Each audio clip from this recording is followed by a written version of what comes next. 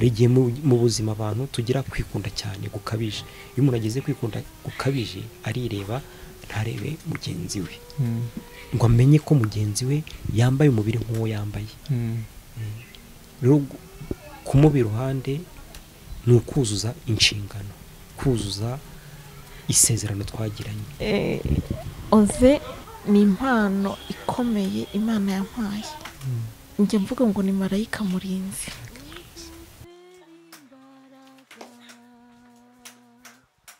Ni umudamu wanjye, ni inshuti yanjye, ndamukunda cyane.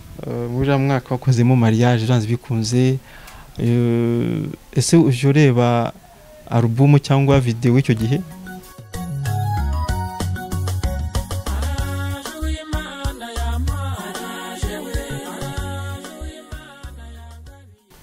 Bijya bibaho ko twicara tukayireba. Iyo muyirebye ni iki kibaza mu mutwe ako kanya? Yezu yarababaye kandi yari umwami. Kubera njye nababara ni ibintu biciriritse cyane. Umubiri urababaye ariko umutima urakomeye, ndacyashima. Ikigaragara cyo iyo umuntu ahuye n'ikibazo mu buzima ko ni experience y'ubuzima tumazemo igihe kitari gitoya, ntago abantu bose twabanaga nabo mbere y'ubwo burwayi bose ariko babajije.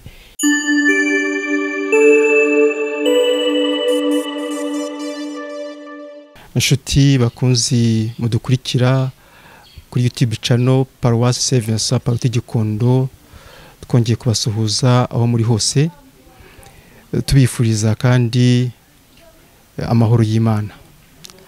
Dusuhuje ku buryo bw'umwihariko abantu bose barwaye, baba barwariye mu ngo cyangwa se abarwariye mu bitaro hirya no hino, cyane cyane babarwayi batagishobora guhaguruka cyangwa se batagishobora kuva ku buriri.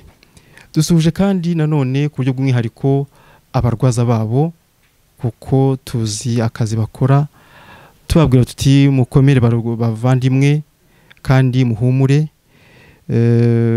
Natwe tubifuriza gukomeza gutwaza nk'uko Kristu yatwaye umusaraba akawugeza i Karuvariyo, ari nawe waducunguye. Kuri uyu munsi rero twasuye urugo rw'umuvandimwe, ni umukristu, ni umuturanyi, na umuvandimwe kuri benshi. Hagize amahirwe, bagize igihe cyo gukorana, ndetse bamwe bagize n'igihe bihe byiza byo kuririmbana. Tugiye kumusaba abibwire.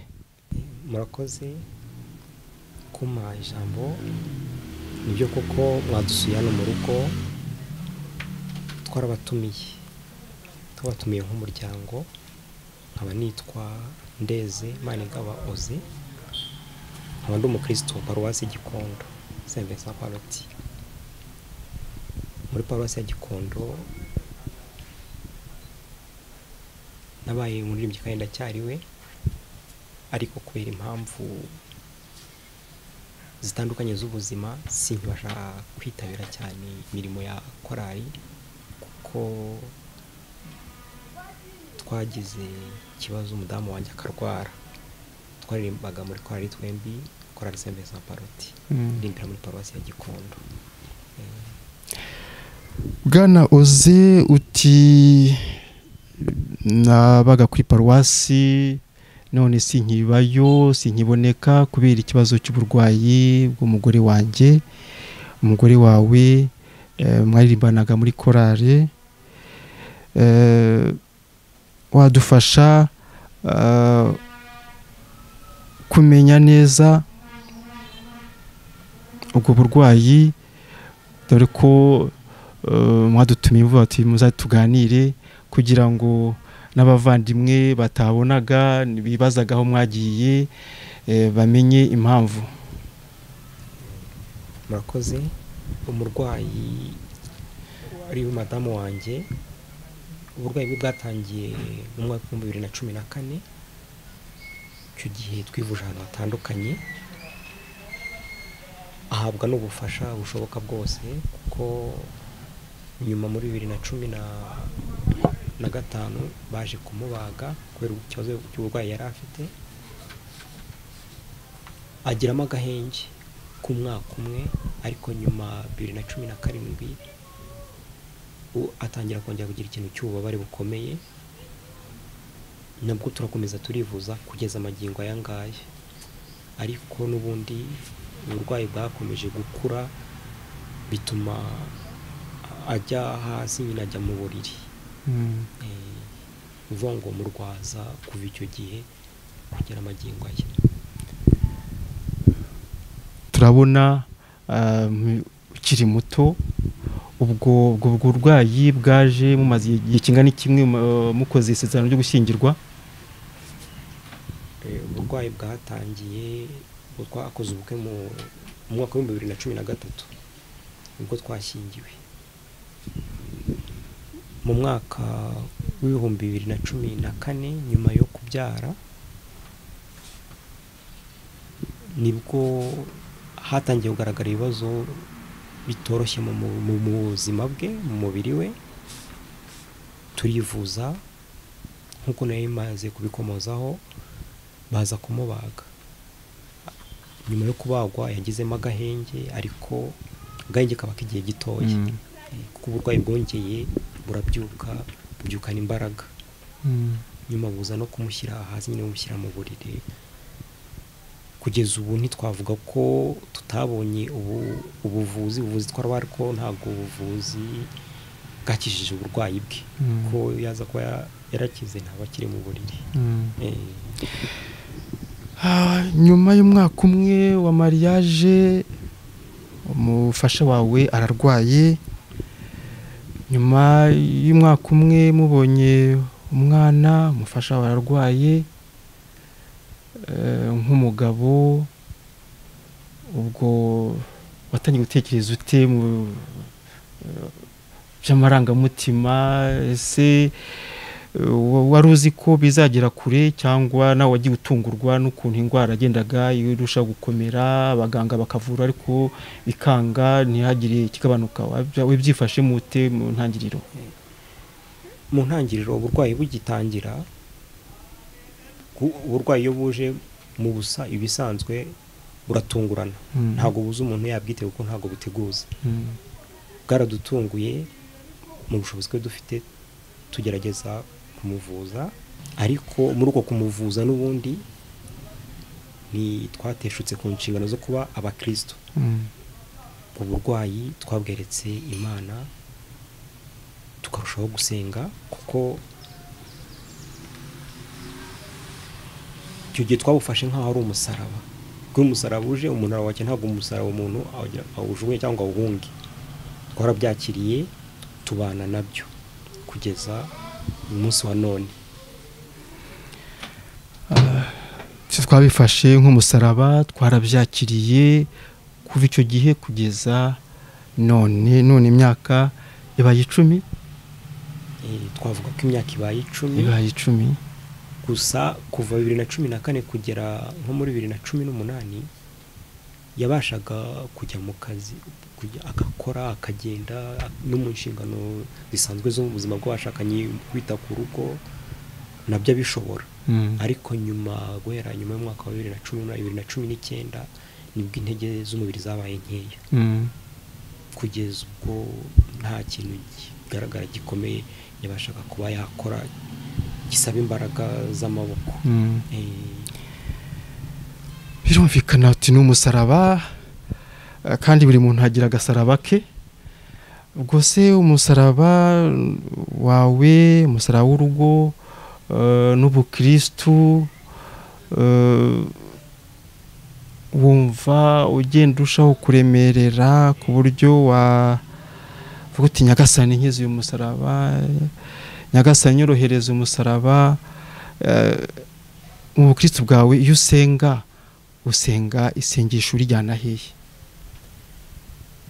Mu gusenga turasaba, tugatakamba, ariko burya ntabwo ari twebwe dutanga igisubizo. Imana niyo itanga igisubizo, kandi ikagitangira igihe yagennye. Tugerageza kwihangana, tukihanganira uwo musaraba, ariko ntabwo twavuga ko biba bitagoranye, biba bigoranye, ariko kubw'imbaraga z'amasengesho, yaba uko tugerageza gusenga cyangwa abavandimwe badufasha gusenga, turabyihanganira ariko ntabwo byoroshye, ko iyo umuntu arwaye igihe cy'imyaka 5, 6 kugera ku 10 ntabwo ari igihe gitoya, ko hari byinshi icyo kibazo kigeraho. hari byinshi cyane ko umugore umutima w'urugo. Yego. Ubwo rero iyo umutima ntabwo navuga ko uhagaze, ariko ugize ikibazo hari ibintu bihungabana byanze bikunze. None nk'umugabo, ibyo inshingano z'urugo, ubwo ese hari abakozi baje cyangwa se abafasha imiryango yaba yakoheje kugira ngo bakunganire mu byerekeranye n'imirimo yo mu rugo? Ndibwira ko wari ufite akazi hagati aho. Akazi kari gahari. Ubwo byagenze gute kugira ngo ugakomeze kandi umufasha wawe arwaye kuri icyo kigero? Akazi nakoraga kari akazi kaza rimwe na rimwe, ariko kagatanga ubushobozi bwo kubaho, umuntu akabasha kugira icyo ageraho. Ariko kuva yatangira kurwara akaremba, byabaye ngombwa ko ako kazi ngahagarika, kuko ubushobozi twabaga dufite twabushyiraga mu kwivuza ndetse no kwita ku mibereho y'umuryango ya buri munsi. Nta bakozi rero twari dufite, kuko uko ubushobozi bwagabanukaga ntabwo twagombaga gufata abandi bantu batwara n'ubwo bukeya bwari buhari. Ubwo byose ngerageza kubikora. Ko bitoroshye. Wavuze ngo na musaraba, ariko turumva ari umusaraba ufite uburemere bungana na toni, kuko turi muri Kigali, tuzi ubuzima bwo muri Kigali, noneho gerekaho ubuzima ufite umufasha wagumye kugufasha urwaye, akazi kagomba kunganira karahagaze, ni ukubaho kunemaza Nyagasani. Ntabwo nabyita ko mu ntema za Nyagasani cyane, kuko aho turi ntabwo turi mu bukode, turi mu mazu y'umuryango ya famiye. Yego. Hari ubushobozi bukeya bubonekamo, tukabugabana n'abavandimwe, ubwo bukatwunganira. Ariko hari n'inshuti, abavandimwe bakomeje kutuba hafi, abo turanabashimira cyane. Akenshi mu Kinyarwanda bavuga ngo inshuti nyayo igaragara mu bintu nk'ibi ngibi, kandi batubwiye ko muri uriya mwaka wakozemo mariage byanze bikunze. Ese uje ureba alubumu cyangwa video icyo gihe?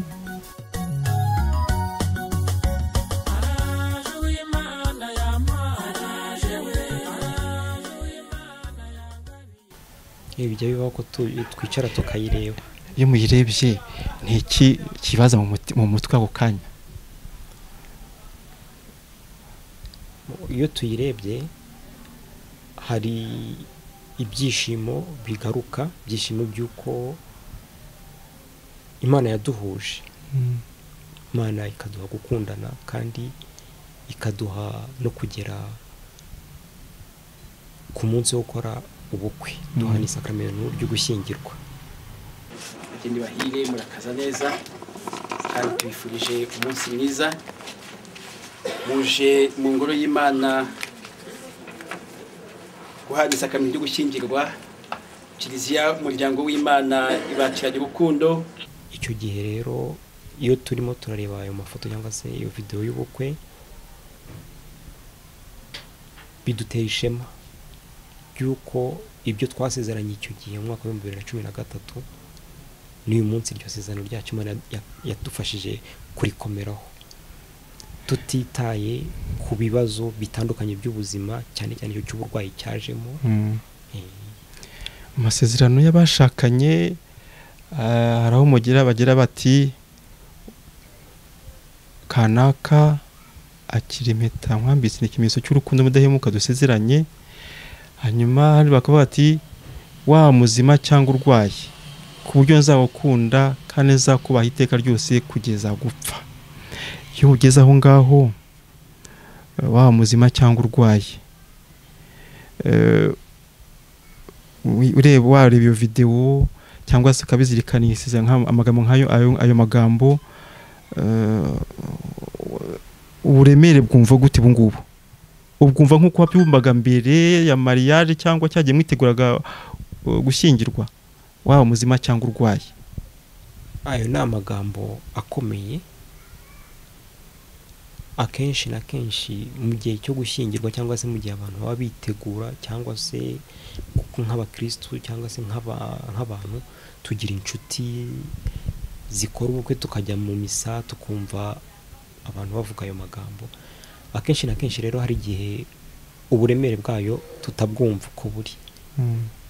Umuntu akumva ko ari nko kurangiza umuhango, abantu bakajya mu rugo bakabana, ariko ayo magambo ni ubuzima. Ni ubuzima kuko reka mbyite ko ari nk'igihango umuntu aba agiranye n'undi. Kandi turabizi mu muco wa Kinyarwanda, iyo umuntu atatiriye igihango aba ahemutse, ahinduka umuhemu cyane rwose, agahemukira uwo yagiranye nawe isezerano, ndetse n'abamushyigikiye, yaba abaduherekeza kujya guca mu nzego bwite za leta dukora amasezerano, ndetse n'abaduherekeza imbere y'Imana mu kiliziya, nabo tuba tubahemukiye kuko ntibadufataho nk'inyangamugayo, kuko ibyo tuba dukoze ntago tuba twubahirije isezerano tuba twaragiranye. None hari wavuze uti twakomeje kuba abakristu, kandi iryo sezerano abasezeranye twese twarikoze, yewe ndetse n'ayo magambo turanayazirikana. Ariko nanone ntiwe ko muri iki gihe hari ubutane bwinshi mu ngo, bushingiye cyane cyane ko bamwe mu bashakanye baba barakurikiranye ibintu mu gihe cya fiançailles. Hari ibintu baba bakurikiye kuri mugenzi we, bwaba ubukire, bwaba ubuzima bwiza, byagera hagati atabibona ati tubyaranyabo. Wowe ibanga ukoresha cyangwa se ikintu cyagufashije kugeza aya magingo aya, kugira naho akazi ukareka kugira ngo wite ku mufasha wawe, iryo banga ni irihe? Ibanga navuga buri wese yagombye kugira nk'umurongo uyobora ubuzima bwe, ni ugukomera ku Mana, tugakomera ku rugero rwiza Yezu yaduhaye. Yezu yaje kugira ngo atwereke inzira itugeza ku Mana Data. Yemeye kubabara kugira ngo dukire. Ntago yakomeye ku bumana bwe. Iryo banga rero nta rindi, ni urukundo rwitangira mugenzi we. Hari igihe mu buzima abantu tugira kwikunda cyane gukabije. Iyo umuntu ageze kwikunda gukabije arireba, ntarebe mugenzi we, ngo amenye ko mugenzi we yambaye umubiri nk'uwo yambaye. Rero kumuba iruhande ni ukuzuza inshingano, kuzuza isezerano twagiranye, nta kuritatira. Ntabwo byoroshye, ni urugamba, kandi umuntu atavuga ngo yakifashamo, ubwo ufitanye connection yihariye n'Imana. None se tugarutse ku mashusho cyangwa se kuri uwo munsi wa mariage yanyu, byanze bikunze bavuga uti hari igihe tureba videwo y'uwo munsi tukishima, hari amasura wenda agenda agaruka, abantu baba gutahiye ubukwe uwo munsi, abantu baba bafashije. Noneho muri iki gihe ugereranyije nko kwijana abo ukibona muri ibi bihe ni nka bangahe ku ijana? ikibazo ni cyiza, ntago navuga umubare nyakuri ugize ku ijana, ariko ikigaragara cyo iyo umuntu ahuye n'ikibazo mu buzima, ko ni experience y'ubuzima tumazemo igihe kitari gitoya, ntago abantu bose twabanaga nabo mbere y'ubwo burwayi bose ariko babashije kudusura, kuduhamagara, kutugeraho. Ariko ibyo ntabwo byaduciye intege, kuko iyo turamuka ducitse intege ngira ngo byari kuba bibi kuko nitwe bari gukwena kwisezerano, nitwe twarigiranye, ni natwe tugomba kuryubahiriza tukarishyira mu ngiro rikaba ubuzima bwacu.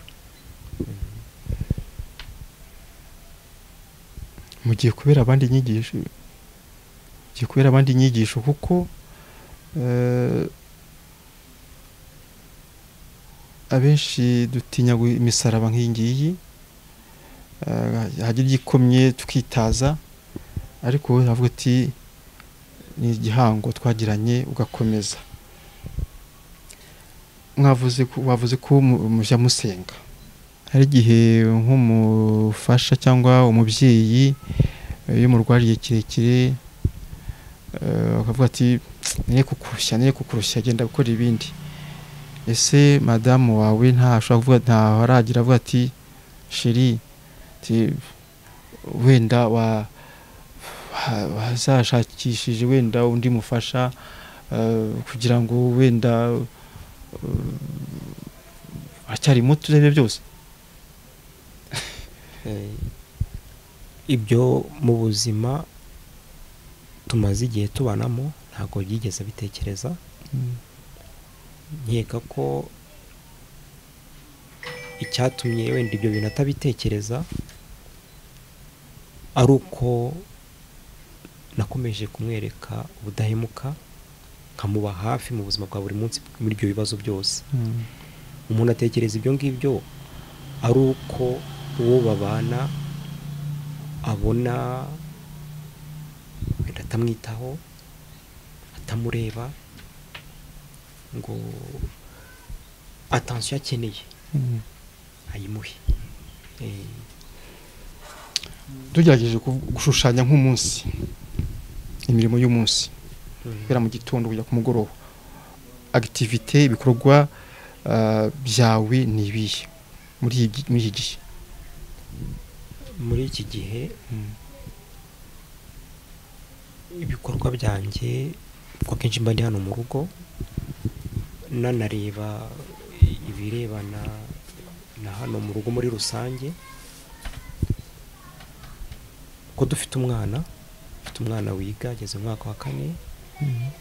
Mu minsi y'imibyizi kubyuka mu gitondo umuntu agasenga, nyuma yo gusenga ngategura umwana nkamufasha kwitegura kugira ngo ajye ku ishuri. Nyuma yo kujya ku ishuri kurikiraho imirimo yo kwita ku murwayi, kuko hari imiti yandikirwa bagomba gufata imugabanyiriza ububabare, nkamenya ko nayimuhereye igihe. Ariko imiti nayo ku burya imiti atayifata atariye, agomba gufata ikintu cyayi, igikoma, akenshi mbere yo gufata iyo miti kugira ngo itajya mu gifu ikaba yagiramo n'ibindi yangizamo. Nyuma y'ibyo ngibyo hakurikiyeho imirimo isanzwe yo mu rugo. Imirimo isanzwe mu rugo murayizi, mwese amasuku, kumesa, gukoropa, gutegura amafunguro, kugera ku mugoroba ngira ngo nuko gahunda iba zimeze.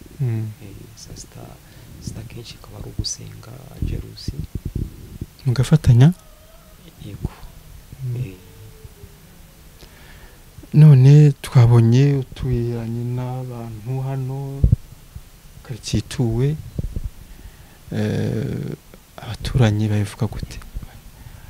Yego turarwaza kenshi, ariko ntabwo tumenyereye ko umugabo akora imirimo yose guhera mu gitondo kujya ku mugoroba, cyane umwana ku ishuri, amasuku, gutegura ibyo kurya. Abaturanyi bavuga ibiki?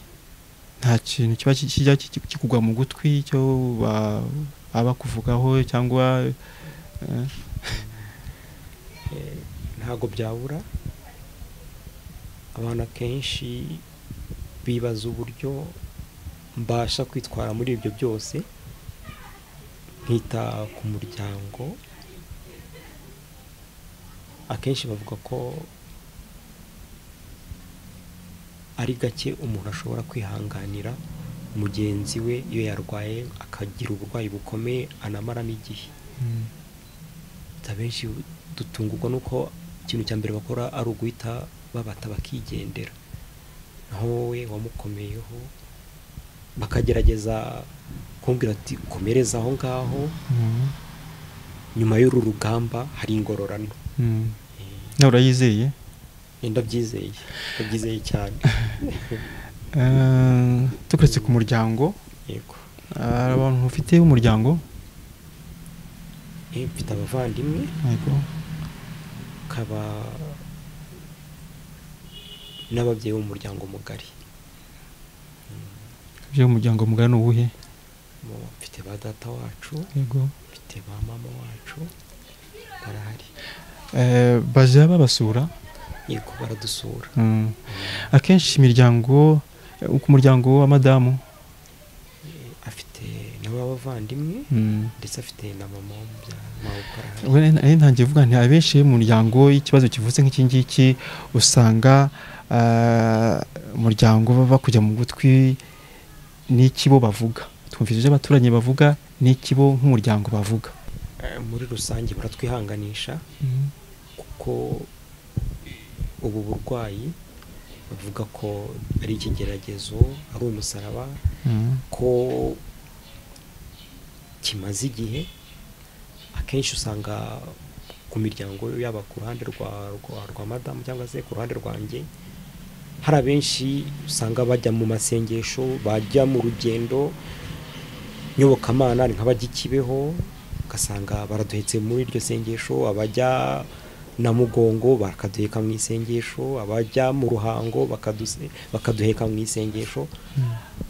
Ntabwo twavuga ko badutereranye, baradushyigikiye, badufasha mu buryo bumwe n'ubundi gutwara cyangwa se guheka uwo musaraba.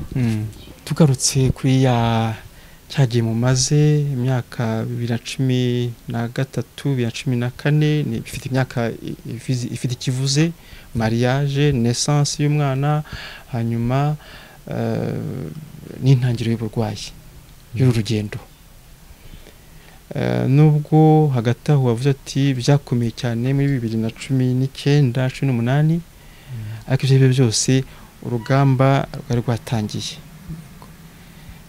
Tuvugishije ukuri,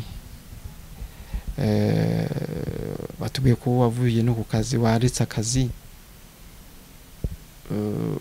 ubushobozi yego burahari, watubwiye ko ufite inyubako z'umuryango zigufasha kugira ko tuwinjiza, ariko twose n'utuje dushirira mu kugura imiti. Kandi tuzi ubuzima bwa Kigali, imyaka 10 niyo yaba 5 ufite umurwayi, ugomba gura imiti, ugomba kumuhahira, ugomba no kwambara. Kwa kundi kwihagararaho bya kigabo ngo batazabaho bakanseka, batazava bakavuga ko nateshutse ku nshingano z'umugabo, kwanga gusekwa ariko urimo gushira. Imyaka 10 ntabwo ari mike, ni myinshi. Umuntu arwaje umuntu mu nzu, ubushobozi bugeraho koko bukaba buke, rimwe na rimwe bukanabura. Ntabwo umuntu yavuga ko ubushobozi bwose buba buhari, ntabwo buba buhari. Ariko nk'uko babivuga ko iyo umuntu adafite arya nk'umurwayi, akenshi niko biba bimeze. Ese hari aho wigeze utekereza kujya ukomanga usaba inkunga, yaba byo kwivuza, byaba byo kunganira ubushobozi bwinjira hano mu rugo. magingo aya ngaya ntaho twari twagakomanga kuko ntaho twigeze dutekereza muri rusange kuko byari bigoye kuko uburwayi bwe uko bumeze ni bwa burwayi umuntu aba arwaye agaragara ko arwaye koko, ariko abaganga bagasa nkaho ntacyo bari kubona, bakamugenera imiti yo kumufasha kugabanya ubwo bubabare. Ese ubwo ntabwo wigeze utekereza ati abaganga kuki batambwira uburwayi wanjye wenda ngo mbe nashaka ahandi mujyana? Ntabwo wigeze wenda uvuga uti hari ibyo bampisha? Kubitekereza ntabwo byabura, turabitekereza, ariko kuko umuntu adashobora gutegeka muganga ati nkorera iki ngiki, rimwe na rimwe umuntu arabitekereza bikarangira aho bitekerereje.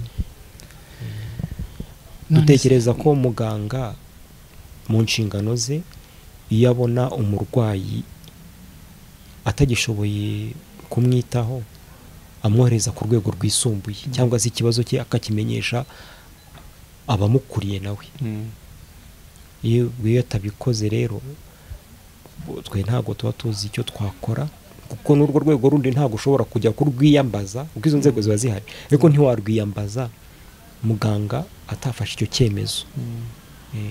Mbere yo gusoza ikiganiro kandi twaje dushaka no kumusuhuza nawe, ese ashobora kujya agaragara wenda akaboneraho no gusuhuza inshuti ze zitamuheruka cyangwa se zikumva n'ijwi rye nibura? Arabishobora.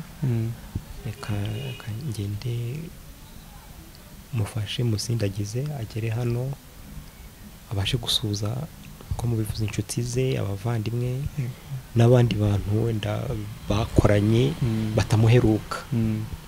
Murakoze cyane.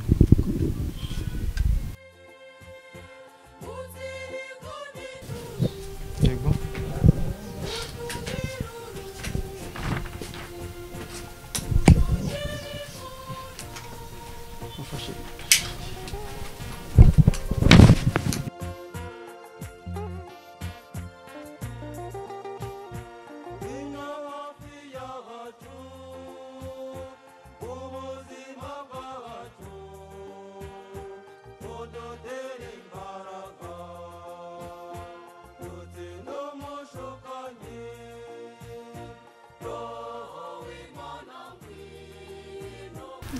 Twabasuye iminsi ishize, Oze yifuje ko twazabasura, none twashimiye Imana kuba twahageze. Amakuru yanyu? Ni meza, turashima Imana. Ni meza, murashima Imana. Uryamye aho ngaho? Yego, ndaharyamye ariko ndacyahumeka. Ndacyahumeka shenge. Kandi Yezu ndamwumva, niyo mpamvu ntahwema gushima. Hari benshi bashobora kuba wenda bumvise ijwi ryawe, babonye isura yawe, ariko wenda batibukaga izina ryawe, watwifasha ukabibwira? Yego, nitwa Liliane Uwase,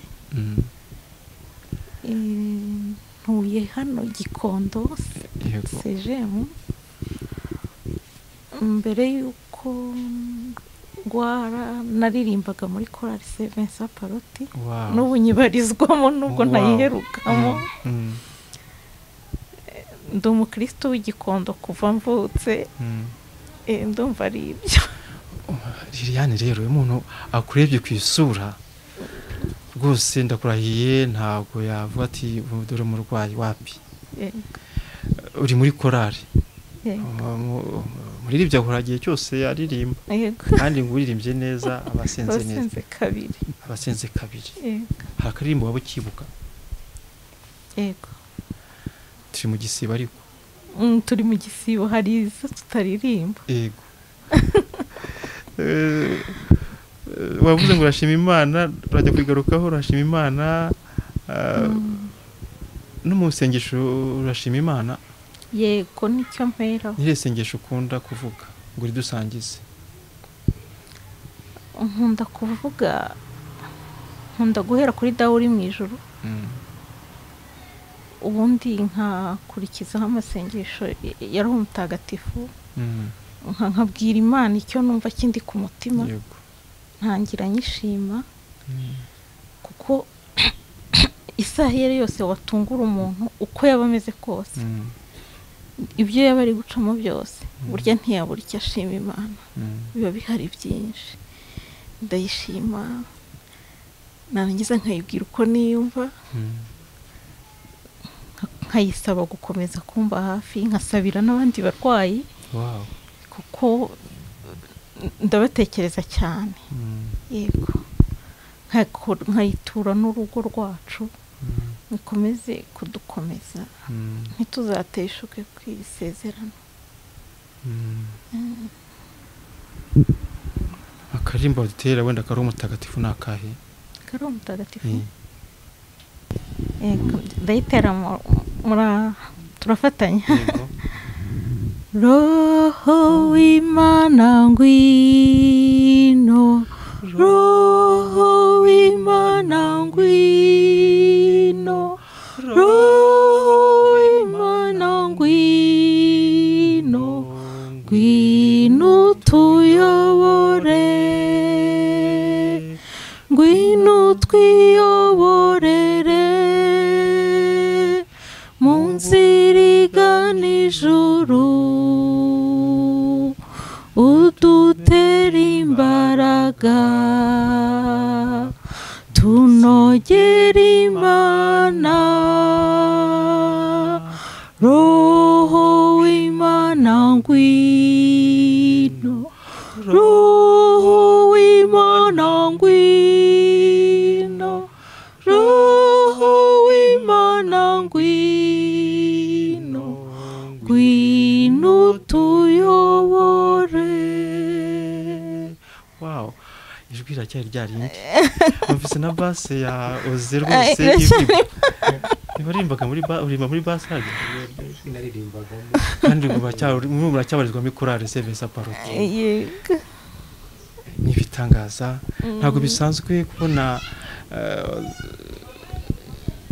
umuntu uryamye ku buriri gutya ushobora gutaraka ukaririmba, ukarimbira Imana, batubwiye uti nsabira ndetse n'abarwayi bagenzi banjye, nsabira urugo.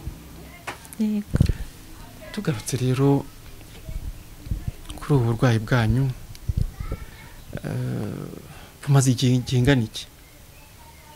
Imyaka 10 turi kuyikabakaba. Imyaka 10. Yego, ariko ndyamye gutya ntabasha kugira icyo nakora cyangwa aho najya, hashize imyaka 4. Sine harya bwara kuva 2017 5 irabura. Yego. Yego. Uburwayi se bwagiye buza ubwumva vuti bagenda bwiyongera akabwumva, cyangwa ni ibintu byaje gutya nk'inkuba? Bwaje bukagenda bwiyongera gake gake mbyumva, bukankomerana umunsi ku wundi. Ngerageza kwivuza, turivuza ariko tukabona wapi ntibikunda. Yego, bigenda bikomera gake gake, turwanya kugeza uyu munsi tukirwanya. Hari benshi tujya gusura ugasanga yarakaye, yijimye, afite umunabi, wowe yose ko ibana kugeza amaginga. Ni impano Nyagasani yampaye pe. Ntago njye mbasha kubikontrola. Bose barabona ko ari kamere rwose. Umuntu wese umenye nicyo kintu amenyaho mbere y'ibindi. Nanjye ntago nari mbizi, nuko nagiye mbyumva n'abantu benshi kuko umuntu ntago yimenya kenshi ariko nabyumvanye benshi ko aricyo kintu banziho. Na sheri yarabimbwiye cyane nta kuntu atabibona ko niwe uri hafi igihe cyose.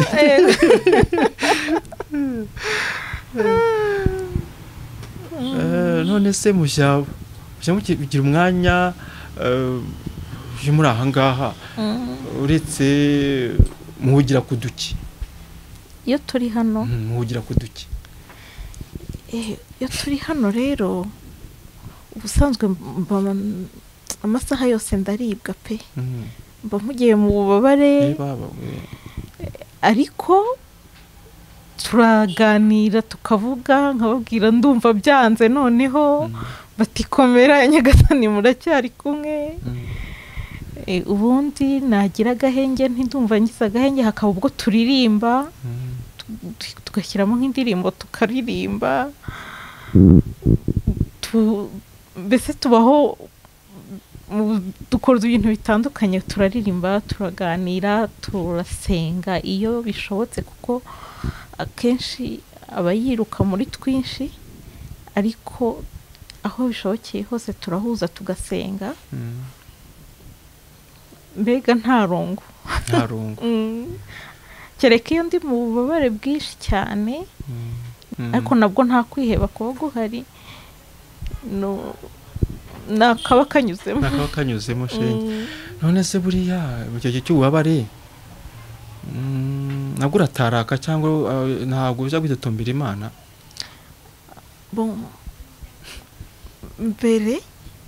mbere nkifatwa ntago nari nakamenye ko kwitotomba ari bibi, naritotombaga pe, narabikoraga nkatonganya Imana. Hari byinshi ntari nzi ubu ngubu namenye, gake gake nagiye mbimenya uko numva inyigisho zitandukanye, kuko nkibasha kugenda najyaga no mu masengesho atandukanye, ayandi izi nyigisho nkazumva kuri YouTube, ngenda menya ibintu byinshi bitandukanye. Ubu ndabizi ko kwitotomba ari bibi, ntago nabitinyuka. Nshobora gutaka nkahamagara Yesu, nkatabaza Bikira Mariya, nshobora se kumva byanze nkahitamo guca nkarumira, ariko ntago nakwitotomba. Turimo gusatira Pasika, uyu munsi ni ku cyumweru cy'amashami. Iyo kandi twegereje icyumweru gitagatifu guhera ejo nako uyu munsi harabamo wa gatanu mutagatifu cyane cyane w'ububabare. Iyo muri icyo cyumweru kigeze ubitekerezaho iki ububabare Yezu yagize ukabihuza n'ububabare bwawe? Ubu ngubu nta myaka 3 ishize menye kubihuza, nkamenya ko Yezu yarababaye bigeze hariya, nkazirikana buri bubabare akantu ku kandi yari umwami. Nkavuga nti kuba nge nababara ni ibintu biciriritse cyane, kandi amahirwe mfite nuko mufite imibabaro yose yarayikoreye, n'ubu turi kumwe niwe uyikoreye, bikankomeza. Ariko mbere narabikoraga, ariko ntago mu mutima, ntago nabaga mbizirikana cyane nk'uko ubu numva mbizirikana. Yego, hari abantu bifuzaga wenda nko wumva utekereza inshuti mwakoranaga, mwabyirukanye, wabwira akajambo wenda muri iyi minsi isatira Pasika, kubasuhuza, babwira amarangamutima yawe? bazambona yenda ntibamenye kuko narahindutse cyane, ariko batamenye ibyo byose bamenya n'amazina. Abo twabanye mu barejiyo turi abana batoya, arabona regiyo nabayemo ubu nari ndimo n'ubu nkibarizwamo, ndetse harimo benshi tudaherukanye rwose n'abandi bambonyeho bakeya, bose n'abaririmbyi bien sûr ntabibagiwe, bose ndabasuhuza kandi mbabwira ko nubwo tudaherukanye nkibakunda kandi nkibasabira, kuko nzi ko hano hanze hari byinshi, hari bigusha byinshi, hari ubuzima bukomeye, hari ibigeragezo bitandukanye, abo nibuka nabo ntibuka ndacyabakunda kandi ndabasabira, kuko iyo mbatuye Nyagasani wo babibuka buri umwe ku wundi. Ku baganga utarangiza nari ngiye kongeraho kubabwira ko umubiri urababaye ariko umutima urakomeye, ndacyashima nabo mbashishikariza kandi ko muri izo ngorane zose z'ubuzima bakomera kuri Nyagasani. Iyo tumuhamagaye rwose aratwitaba, bakomere, intambara tuzayitsinda, tuzagerayo amahoro kubera Yesu. ntangiye kuvuga nti ku baganga mwatangiranye cyangwa se bagufasha mu rugendo, nta butumwa bwihariye bw'umunsi mukuru wa Pasika abemera cyangwa batemera, ni akazi kabo, ariko batigiye mfite Pasika yanjye, butumwa wabagenera? Abaganga mbere na mbere abambonye bo abamvuye bo twabonanyeho bose, bo wambona yahita nyibuka, ndabizi neza.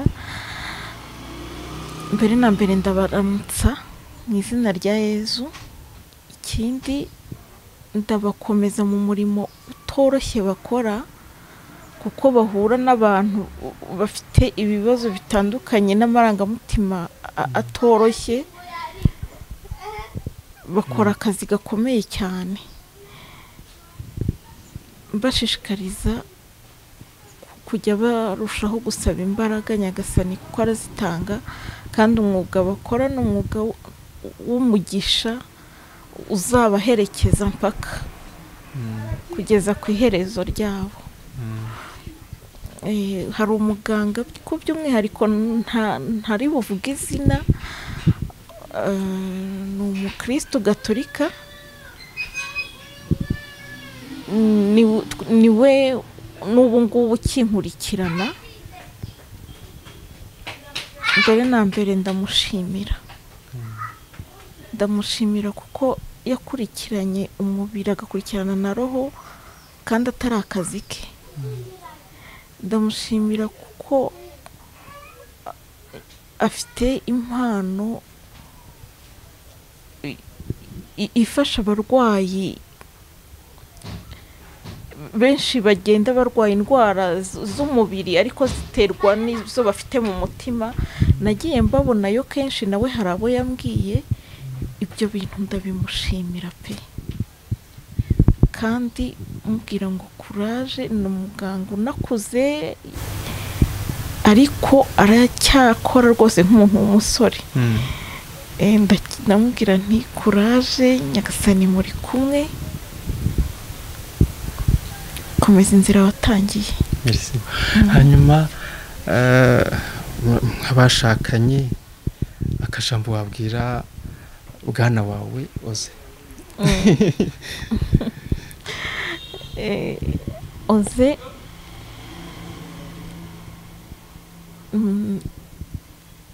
ijambo nambwira rirandemerera cyane kuko mba numva ribyibushye, nshaka ukuntu naribyibushya. Ni merci, merci, grand merci,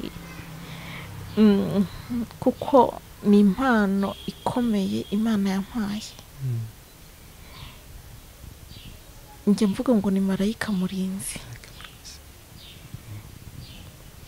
Ngiye muri detaye ntago zarangira, ariko ni umugabo mwiza, ni umutware ushoboye, kandi musabira umugisha ku Mana, kandi mu byo yansezeranyije nta na kimwe arateshukaho kugeza uyu munsi wa none.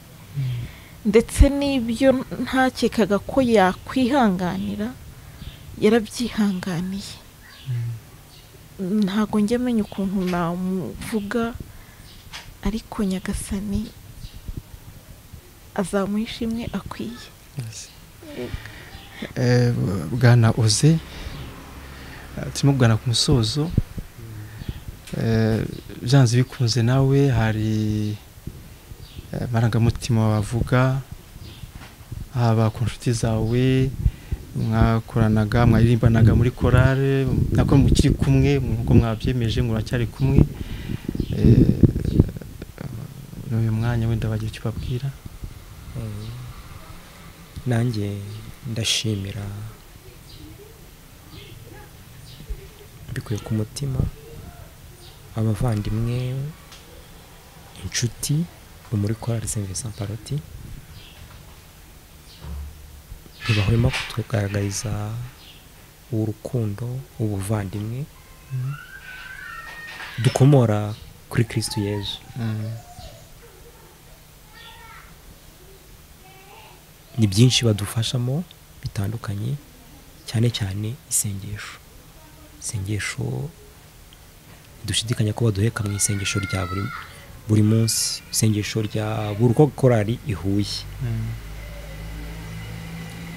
Nkanashimira n'abandi bantu batandukanye twagiye duhurira ahatandukanye, aba mu kazi cyangwa se ku ishuri, nabo batahwemye gukomeza kutuba hafi. Bose Imana ibaha umugisha. Mu kanya madamu avuze akantu bati yaba nabishobora kubyibushya ijambo nakubwira, yarivuze kandi mu ijwi ribyibushye ngo merci. Sinzi wowe muri aka kanya bya bivuga, ariko akajambo bamubwiraho akaka ndamubwiye cya gihe karacyagaruka. Karagaruka cyane, kuko ntabwo nzi uko namuvuga. Ni ibuye, ni isaro ry'agaciro, kandi wabizi ko iyo umuntu yabonye ibuye ry'agaciro akora ibishoboka byose kugira ngo arigumane, aryiteho, aririnde. Ni umudamu wanjye, ni inshuti yanjye, ndamukunda cyane. Mwati ni marayika murinzi, nditi ni ibuye, isaro ry'agaciro, ndamukunda cyane.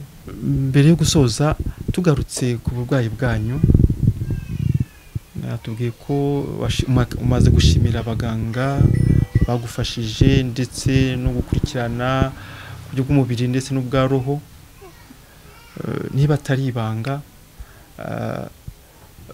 bavuga ko nta yindi ntera cyangwa se bo bagarukijeho bashoboraga kugera. Kugeza ubu ngubu nta kindi kintu batubwira ko bafite gukora. Bakoze ibishoboka byose pe, ariko kuko batabasha kumenya ngo indwara ni iyihe, irasaba iki. Bakeka indwara nyinshi bakazishaka ntibazibone, bakavura uko bashoboye bikanga. Kugeza uyu munsi rero nta kintu turi aho dutegereje ubuntu bw'Imana ariko buri kwezi dukorerwa consultation tugahabwa imiti, nubwo ari imiti yo kugabanya ububabare bw'imitsi, nta kindi kirenze kuri ibyo. Niyo miti baduha, bakaduha n'imiti y'igifu kuko biragendana, ako nacyo nari nsanzwe nkirwara, bakaduha n'imiti yo mu mara kuko ikibazo cyatangiye gitangijwe n'amara atarakoraga neza ariko nta burwayi budasanzwe agaragaza. Iyo miti rero y'ubwoko butatu yose barayiduha buri kwezi, barayitwandikira, ariko muri uko kwezi tukagira n'indi natwe twishakira, ariko nayo iri muri ibyo byiciro. Yego, nubwo buryo badufashamo, nta kindi dutegereje, mbese dutegereje ko Yezu isaha ye nigera azakora, kandi turabyizeye. aracyakora. Aracyakora. Yego, tugana ku musozo. Haba hari ubundi butumwa, yaba wowe yaba bwana wawe, ubundi butumwa mwageza ku nshuti zanyu, ku bavandimwe mwumva ntakomojeho? Yego, ngiye hari icyo nakongeraho. Hari abantu benshi baza hano kutureba ariko bakagenda batambonye. Mutwara arabasobanurira, arabakira, bakaganira, bakanaduhesha uwo mugisha. Abashyitsi ni umugisha, ariko hari abagenda bababaye, babifata ku buryo butandukanye, yenda biterwa n'umuntu ku giti cye, ariko nta mpamvu y'urukundo ruke irimo, nuko mba ntabishoboye. Abenshi rwose barambura, ariko nanjye mba nifuza kubabona. Ubwo ababasha kumbona bazajya bahagararira abandi, ariko batambona n'ukuri nta rukundo rukeya rurimo. Ndabakunda, nezezwa no kuba bageze hano, kandi mu rukundo batugaragariza badahwema kuza kutureba. Byero byose ntago haburamo inshuro bambona hamwe na Nyagasani, kuko iyo umuntu yaduteguje, yenda nk'uko mwaduteguje ni urugero, dukoresha uburyo bwose bushoboka ngo nze kuba ndi bubibashe kuza no kugera hano. Kuvuga byo ndavuga, niyo ndibwa ndavuga ariko nanone kwakira umuntu uri umukristu wumva utari bubashe kumukomeza, hari umuntu ukubona agacika intege pe. Ngeraho nishimira umuntu tubonana nkabasha kumukomeza. Nibwo nshima Imana nkumva nkoza ubutumwa, kuko nubwo ndyamye hano ariko mfite umurimo Nyagasani ampamagarira, mba numva mparanira kubahiriza.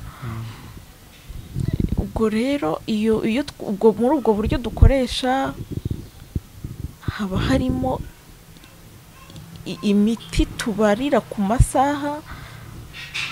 Wenda umuntu atubwiye ati ndahagera saa 4, nk'umuti nari gufata saa 1, tukawusunika nkawufata saa 3. Noneho saa 4 akaza gusanga wa muti ari bwo ukimara gukora urimo neza. Noneho nkabasha kumwakira. hari uje rero adutunguye, hari igihe ahuza nuko n'isaha nziza imiti yakoze, hakaba n'ubwo ahuza n'isaha mbi atakwifuza kumbona. Kuko hari uvuga ati niyo waburira, niyo wabutaka, nanezezwa no kukubona, ariko akenshi simba mbasha ntabwo mubasha no kwambara, biba bikomeye cyane. Ariko nyuma yo gukomera Nyagasani arabigarura nkumva ndishimye, nkumva nejejwe nuko nkuye aho hantu. Abantu rero batambona iyo baje, niyo mpamvu nifuzaga kwisobanura ntaho mbakinzi, kugira batazagira ngo ni urukundo ruke. Nta kindi nongera cyane. Sinzi niba woze niba yakongeraho ibyo twaganiriye. Ibyo twaganiriye icyo nge navuga ni ugukomeza abantu bose, inshuti zacu, abavandimwe, ndetse n'abandi bose bateganya gushinga ingo cyangwa se banazishinze. Umukristo ntatandukana n'umusaraba. Tugomba kwiga gukunda no guheka imisaraba yacu, kuko nta wundi muntu uzaguhekera umusaraba wawe. Umusaraba wawe ntabwo utandukana nawo, ntabwo utana nawo. Niba umuvandimwe muri gukorana urugendo ahuye n'ikibazo, icyo kibazo cy'ubuzima, uburwayi, gize imvune, n'ikindi cyose gishobora kumutera ubusembwa ku mubiri, kuko mu isezerano tuba twaragiranye ari ukumukunda mu byiza no mu bibi kugera gupfa. Ugomba kwibuka iryo sezerano bagiriye abadamu cyangwa se abagabo babo, bakarikomeraho, kuko umuti si ukumuta ngo ugende ujye gushaka undi, kuko undi nawe ugiye gushaka ni umuntu wambaye umubiri, nawe ashobora guhura n'ikibazo kirenze n'icyo wa mbere yahuye nacyo. Ni byiza ko rero twiga gukunda abo turi kumwe, urukundo tubakunda rukarindwa ubwo twebwe twikunda, kuko iyo wikunze kurusha mugenzi wawe burya niho usanga benshi bafata ibyemezo bigayitse byo kubata. Murakoze cyane, turabashimiye kandi tubasabiye umugisha ku Mana kugira ngo ibahe iyo ngabire yo kwakira nk'uko bivuze umusaraba, ingabire yo gukomeza gufasha abandi. Babwiye ko mu isengesho ryanyu musabira ari abaganga n'abarwayi bagenzi bawe, ni bake babikora babyibuka. Imana rwose ikomeze gufashe, kandi nk'uko bivuze Yesu aracyakora rwose. Tukomeze tubyizere, ubundi naho ubutaha uzakomeza kuza natwe tubasure. Mwakoze cyane kutwakira, mwakoze cyane kuduha umwanya wanyu no kwemera kujya imbere y'izi kamera kugira ngo abo mutaherukanaga bose nibura bageti mubabwire uti Pasika nziza. Yego yego murakoze cyane. Imana ibahe. Twongeye kubashimira mwebwe mwese mwakurikiranye ikiganiro cyacu. Dukomeje kubifuriza ibyiza by'Imana, tubasaba kurushaho kongera kwibuka gukora subscribe kugira ngo mujye mukomeza gukurikira ibiganiro byacu bya buri munsi. Imana ibahe umugisha.